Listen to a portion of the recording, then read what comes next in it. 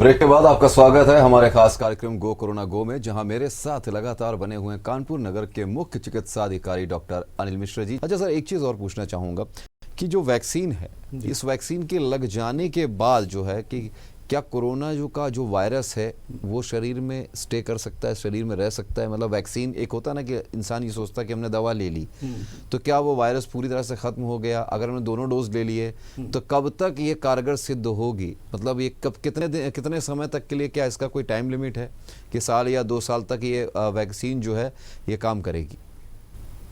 अभी तक तो हम लोग ये मान के चल रहे हैं कि इसके जो 2 डोज, देखिए इम्यूनिटी प्रॉपर डेवलप होगी आपके 2 डोज लेने के बाद। जी। सिंगल डोज लेकर जो छोड़ देगा उसमें प्रॉपर इम्यूनिटी नहीं डेवलप होगी। इसलिए दोनों, इसीलिए उसको कहा गया है कि जब 2 डोज आप ले लोगे तब आपकी जो पर्ची आएगी वो लकी ड्रा के ले जाएगी। इसलिए कम से कम 2 डोज ले लें। तो 2 डोज लेने के बाद अभी तक का जो है वो इसका किया जा रहा है कि सेकेंड की बात अभी नहीं हुई है, इसकी इम्यूनिटी रहेगी बरकरार। तो कुल मिला के देखा जाए तो अब एक सवाल ये भी उठता है कि जिस तरीके से धीरे धीरे चीज़ें नॉर्मल होती जा रही हैं तो लोगों ने कहीं ना कहीं मास्क लगाना छोड़ ही दिया है, और जब से वैक्सीन की बात आ गई है, वैक्सीनेशन की बात आ गई है, तो लोग थोड़ा सा और इस चीज़ की तरफ सोचने लगे हैं कि अब वैक्सीनेशन आ गया है, एक समय रहते कहीं ना कहीं पूरी आबादी को जब वैक्सीन लग जाएगी, क्या उसके बाद भी ये प्रिकॉशंस लगातार जारी रहेंगे? अभी तो अनुराग जी, आपने बहुत अच्छा प्रश्न किया है। अभी कोरोना भारतवर्ष से या हमारे कानपुर से, उत्तर प्रदेश से कम हुआ है, गया नहीं है जी। अभी वो सारे प्रिकॉशंस लिए जाने चाहिए जो कि हम कोरोना का जिसमें पूरा फ्लेयर अप था उस समय किया जा रहा था, उसमें वो भी। और बेसिकली जो हमारे लिए माननीय प्रधानमंत्री जी ने, मुख्यमंत्री जी ने कहा है कि आपका 2 गज की दूरी, मास्क जरूरी, और हाथ बाहर जाए तो हाथ आए, हाथ सही ढंग से धोएं या सैनिटाइज करें। ये तीनों बहुत ही महत्वपूर्ण है, वो आज के तारीख में भी उतने ही महत्वपूर्ण है जो कल थे। आपने एक चीज और सुना है, हम लोगों ने देखा कि जो यूनाइटेड किंगडम का स्ट्रेन आया है जी, अब हमारे कानपुर में नहीं है, लेकिन हमें सावधानी उस पर हम बरत रहे हैं किसी भी तरह से, क्योंकि उसकी जो इन्फेक्टिविटी है वो ज़्यादा है, जैसा कि हमारे जो हमारे स्टडी मटेरियल्स हैं उसमें आ रहा है। तो आपका आज के तारीख में भी वो प्रिकॉशंस उतना लेना, और बिना मास्क का प्रयोग तो हर हालत में हर व्यक्ति को करना ही चाहिए। ये तो नहीं कर रहा है तो न तो अपने को सुरक्षित रख रहा है, न अपने परिवार को सुरक्षित रख रहा है, न अपने मित्रों को सुरक्षित रख रहा है, न अपने शहर को सुरक्षित रख रहा है। मेरा ये कहना है। अच्छा सर, एक सवाल ये भी उठता है कि जैसे वैक्सीन की हम बात करते हैं तो कोरोना का जो रूपरेखा है जो अभी तक एक तरह से वो कहीं ना कहीं फ्लू से मिलता जुलता रहा है, तो लोगों में एक शंका ये भी है कि अगर हम कोरोना की वैक्सीन ले रहे हैं तो अगर उसके बाद अगर हमें फ्लू होता है या कुछ होता है, क्या हम उसका टीका भी लेंगे या फिर कोरोना का जो वैक्सीन है उससे ही हमारा काम चल जाएगा? देखिए, वैक्सीन किसी जो पर्टिकुलर डिजीज होती है उसके जो कॉजेटिव एजेंट हैं उनके अगेंस्ट में वैक्सीन दी जाती है। तो इसकी जहाँ तक ये, तो ये वैक्सीन जो दी जा रही है वो कोरोना के लिए इफेक्टिव है, दूसरे डिजीजेस के लिए हम नहीं कह सकते कि वो इफेक्टिव रहेगी या नहीं रहेगी, कोरोना के लिए इफेक्टिव जी। अच्छा सर, एक चीज़ और पूछना चाहूँगा, बहुत सारे क्योंकि आप भी जानते हैं कि अब जो डेली रूटीन लोगों का हो गया है, बिहेवियर हो गया है, उसमें कहीं ना कहीं बहुत सारी बीमारियाँ लोगों ने घेर रखी हैं जी। ऐसे में जो कैंसर पेशेंट हैं या शुगर के पेशेंट हैं या ऐसी किसी गंभीर बीमारी से जो पेशेंट जो परेशान है, पीड़ित हैं जी, उनके लिए क्या कोरोना वैक्सीन सेफ है? हाँ, सेफ है। क्यों इसलिए सेफ है रखी गई है क्योंकि आपने देखा कि तीसरे चरण में जिन लोगों को ले रहे हैं वो 50 साल से अधिक के लोगों को ले रहे हैं, लेकिन यदि किसी में गंभीर बीमारी है, कैंसर है या गुर्दे की बीमारी है, सीवियर हाइपरटेंशन है, सीवियर डायबिटीज है, तो हम उन लोगों को भी ले रहे हैं, ये तो 50 साल से कम है तब भी। तो इसका मतलब कि उनके लिए सेफ है, तब इसका शासन का निर्देश हुआ है कि उनको लिया जाए। अच्छा सर, एक चीज़ और पूछना चाहूँगा कि हर एक चीज़ के, हर एक दवा के कुछ साइड इफ़ेक्ट भी होते हैं जी, तो क्या वैक्सीन के कोई साइड इफ़ेक्ट ऐसे हैं जो गंभीर रूप से हो या फिर नॉर्मल कैसे होता ना, किसी न किसी वैक्सीन का थोड़ा बहुत प्रभाव होता है जी, तो इस वैक्सीन के भी कोई ऐसे दुष्प्रभाव? देखिए, जो वैक्सीन की स्थिति है इसके कोई भी आप चीज लीजिए तो उसके लाखों में या करोड़ों लगाने पर कभी कोई ऐसा हो सकता है कि हल्की फुल्की आपको बुखार आ जाए, वहाँ रेडनेस हो जाए, वहाँ पर हल्की सूजन हो जाए या दर्द हो जाए, तो ये आपका इस तरह से आ सकता है। और बहुत रेयर केसेज में होता है, जबकि आपका सीवियर हाई ग्रेड फीवर हो गया या एकदम करोड़ों में किसी एक को हो सकता है कि एनाफाइलेक्टिक उसको साफ हो जाए। तो ये संभव होता है किसी भी, चाहे आप जो भी लीजिए, इवन आप पैरास्टामॉल खाते हैं तो उसमें भी रहता है ना किसी ये साइड इफेक्ट्स हो सकते हैं। तो सेफेस्ट से सेफेस्ट चीज में भी कहीं, लेकिन वो करोड़ों में होता है, इसलिए उसको सेफ कहा जाता है।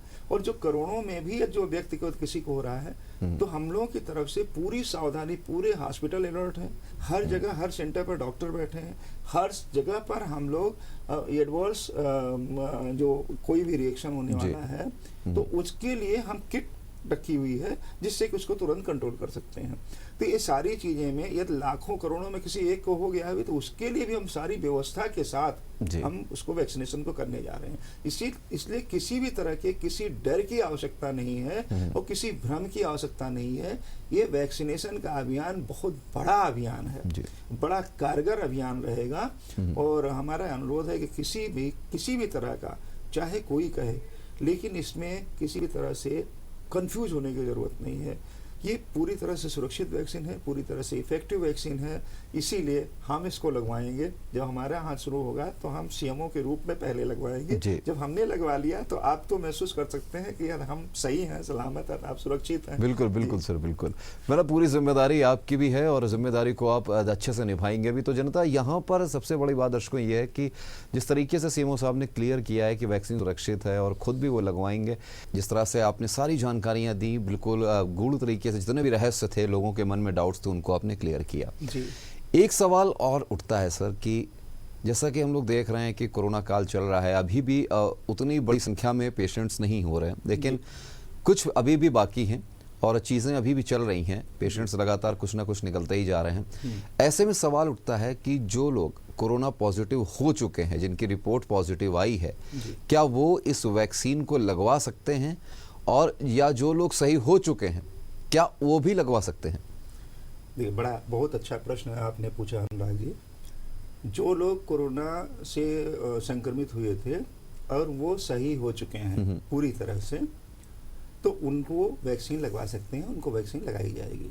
लेकिन जो लोग कोरोना पॉजिटिव आए हैं, चाहे आरटीपीसीआर हुआ या दूसरी जांच में पॉजिटिव आए हैं, वो पूरी तरह से निगेटिव हो जाएंगे इसके बाद। क्योंकि यदि उनको हम वैक्सीन दे देंगे तो यदि जहाँ जाएंगे सेंटर में, वहाँ से भी इन्फेक्शन फैलने का चांस रहेगा, उनके द्वारा दूसरे इन्फेक्शन फैलने का। तो इसलिए वो कम से कम 14 दिन तक मिनिमम होता है कि 14 दिन के बाद भी यदि पॉजिटिव है तो 14 दिन के बाद ही उनका वैक्सीनेशन हो सकता है। उस बीच के पीरियड में उनका वैक्सीनेशन नहीं किया जाएगा। परंतु जो ठीक होके घर जा चुके हैं या जिनको पॉजिटिव आने के बाद 14 दिन हो चुका है, या जो फिर से आरटीपीसीआर होने में नेगेटिव आ चुके हैं और 14 दिन पूरा कर चुके हैं, उनको वैक्सीनेशन किया जाएगा। अच्छा सर, जिस तरह से ये ट्रायल फेज चालू हुआ ड्राई रन का, इसमें एक चीज़ ये भी देखने को, इससे पहले भी हमने ऐसे मामले भी देखे हैं जहाँ पर एक टीकाकरण होने के बाद, यानी कि एक फेज का टीका लेने के बाद कुछ लोग कोरोना पॉजिटिव आए हैं जी। ऐसे में लोगों के मन में भय है कि जो आपने बताया ना कि 2 डोज लेने पड़ेंगे 28 दिन के अंतराल में, तो एक बार ऐसे मान लीजिए पहले टीका उन्होंने ले लिया तो 28 दिन के बीच में क्या चांसेस हैं उनके कोरोना पॉजिटिव आने के? ये जैसा मैंने कहा कि आपकी इम्यूनिटी 2 डोज लेने के बाद ही पूरी इम्यूनिटी डेवलप होगी। यदि सिंगल डोज लिए हैं और उनका स्ट्रॉन्ग एक्सपोजर होता है तो उनके चांसेस रहेंगे, कोरोना पॉजिटिव हो सकते हैं। अच्छा सर, एक चीज़ और पूछूंगा, जिस तरीके से तैयारियां चल रही हैं और बहुत युद्ध स्तर पर तैयारियां चल रही हैं हमारे देश में, इतनी बड़ी 130 करोड़ से ज़्यादा की आबादी है, इतने में सबसे बड़ी एक अभी जो बात सामने आई है कि शुरुआत में 3 करोड़ लोगों को टीका लगेगा। ऐसे में जो बाकी 130 करोड़ में जो 100 देखा जाए 27 करोड़ लोग हैं, उनके मन में ये एक सवाल है कि पूरी आबादी को कैसे कवर अप करेंगे, कैसे टीका कब तक उनको लगेगा? मुझे लगता है कि शासन या हमारे जो लीडर्स हैं वो इसकी तरफ पूरी तरह से वो चिंतित होंगे, इस पर पूरा विचार और इसकी रूपरेखा तैयार हो रही होगी। लेकिन इनिशियल फेज में जैसा कि आपने देखा कि हमने हेल्थ वर्कर्स को पहले ले लिया, हमने फ्रंट लाइन वर्कर्स को पहले ले लिया, और इसके बाद हमारे पास जिनको कोरोना होने के ज़्यादा चांस है या उनमें मॉर्टेलिटी ज़्यादा हो सकती है, वैसे हमने कोमार्बिडिटी के लोगों को ले लिया, 50 साल के ज़्यादा के लोगों को ले लिया। इसके बाद जो स्थिति कोरोना की रहती है, मुझे लगता है कि इसके बाद शासन और प्रशासन या उच्च स्तर पर हमारे जो लीडर्स हैं वो उस पर निश्चित तौर पर विचार कर रहे होंगे और इस पर निर्णय लिया जा रहा होगा कि उसको हम कैसे, हम अपने सारे जो पॉपुलेशन है उसको कैसे कवर करें। फिलहाल यहाँ वक्त है एक ब्रेक का।